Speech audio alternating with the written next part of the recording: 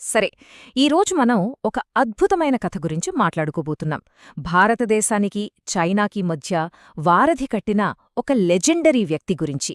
ఇది కేవలం ఒక ప్రయాణం కథ కాదండోయ్, ఒక ఫిలాసఫీ, ఒకే ఒక వ్యక్తి ప్రపంచాన్ని ఎలా మార్చేశాడు అనేదానికి ఒక అద్భుతమైన ఉదాహరణ అన్నమాట. అసలు ఎవరి అయినా జెన్ బౌద్ధమతానికి ఫాదర్గా, షావోలిన్ కుంగ్ఫోకి పునాది వేసిన వ్యక్తిగా మారిన ఆ ఇండియన్ ప్రిన్స్ ఎవరు? మన అన్వేషణ ఈ ప్రశ్నతోనే మొదలవుతుంది. అసలొక రాజకుమారుడు సన్యాసిగా ఎలా మారాడు?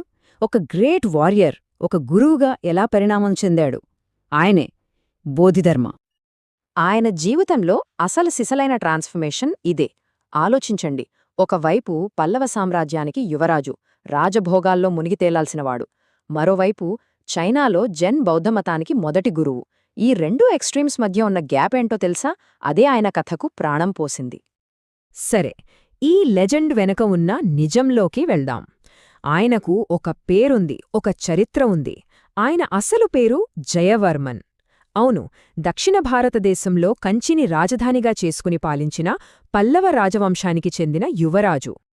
ఇక్కడే ఆయన జీవితం ఒక పెద్ద మలుపు తీసుకుంది. చాలా చిన్న వయసులోనే రాజ్యం, అధికారం, సుఖాలు అన్నీ వదిలేశారు. ఎందుకు? ఆధ్యాత్మిక మార్గాన్ని వెతుక్కుంటూ. అయితే ఆయన కేవలం ధ్యానం మీదే దృష్టి పెట్టలేదు, తన శరీరాన్ని కూడా ఒక ఆయుధంగా మలుచుకున్నాడు. మన భారతీయ యుద్ధ విద్య అయిన కలరిపయట్టులో మాస్టర్ అయ్యాడు. సరే, ఇక ఆయన జీవితంలో నెక్స్ట్ చాప్టర్ తూర్పు దిశగా ఆయన చేసిన ప్రయాణం. ఇది మామూలు జర్నీ కాదండి, ఒక ఎపిక్ వోయేజ్ అని చెప్పాలి. ఆయన ప్రయాణం మొదలుపెట్టినప్పుడు వయసెంతో తెలుసా? 60 ఏళ్ళు. ప్రయాణించిన దూరం దాదాపు 3800 కిలోమీటర్లు. మరి ఎంత టైం పట్టిందంటే ఏకంగా 3 సంవత్సరాలు. అంటే భూమి మించి, సముద్రం మించి చైనా చేరడానికి. ఈ నంబర్స్ వింటుంటేనే మనకర్థమవుతుందే ఆయన సంకల్ప బలం ఎలాంటిదో. తన గురువు చెప్పిన ఒక్క మాట కోసం ఇంత పెద్ద ప్రయాణం చేశారన్మాట. సరే, చైనాకైతే చేరుకున్నారు. అక్కడ చక్రవర్తితో ఒక మీటింగ్ జరిగింది. ఇది మామూలు మీటింగ్ కాదు, ఇద్దరు పెద్దల మధ్య జరిగిన ఒక ఐడియాలజికల్ క్లాష్ అన్నమాట. ఆ చక్రవర్తి పేరు వు.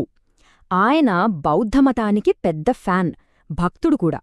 100 కొద్ది గుళ్ళు కట్టించాడు, లెక్కలేనంతమంది సన్యాసులని పోషించాడు, పవిత్ర గ్రంథాలని ట్రాన్స్లేట్ చేయించాడు. సో తన దృష్టిలో తను చేసిన ఈ మంచి పనులన్నింటికీ ఖచ్చితంగా స్పిరిచువల్ క్రెడిట్ అంటే పుణ్యం వస్తుందని గట్టిగా నమ్మాడు.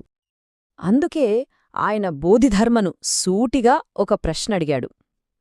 నేను బౌద్ధమతం కోసం ఇంత చేశాను కదా,